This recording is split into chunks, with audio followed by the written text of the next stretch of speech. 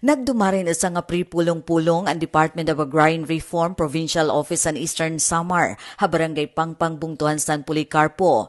Agut endaman ang mga Agrarian Reform Beneficiary o ARBs para tiarabot nga subdivision surveying and parcelization, hailaromhan support to parcelization of lands for individual titling o split project. Ang aktibidad in ginpangunahan handar municipal offices sa San Julian, Sulat, Dolores ngan Hipapad pati na Arteaching and San Policarpo. Gintagan hin orientasyon ang mga ARB mahitungod han katuyuanan ngan benepisyon survey, pati na ira importante nga papel para masiguro ang husto nga pagsukol han mga boundary han tuna. Naging plataporma liwat ang pulong-pulong para matalakay ang mga bagay nga posible maging issue, labi na ang may kalabutan na boundary dispute. Agud masiguro ang patas, klaro ngan husto nga pagbahin-bahin han mga parsela para han kada benepisyaryo.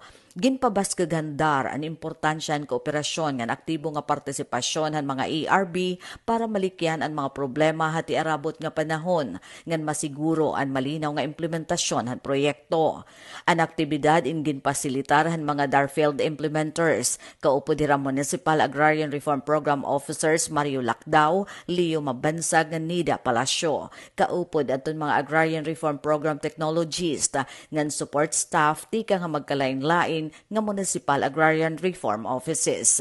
Pinaag hining inisyatibo ginpapakasugandar Eastern Samar ang ira dedikasyon na transparent, inklusibo, ngan partisipatibo nga pagpatuman ng split project nga nagtutuyo maghatag in masigurado nga land tenure ngan patas nga pagbahin-bahin ng tuna para han mga parag-uma nga benepisyaryo habungto han San Policarpo.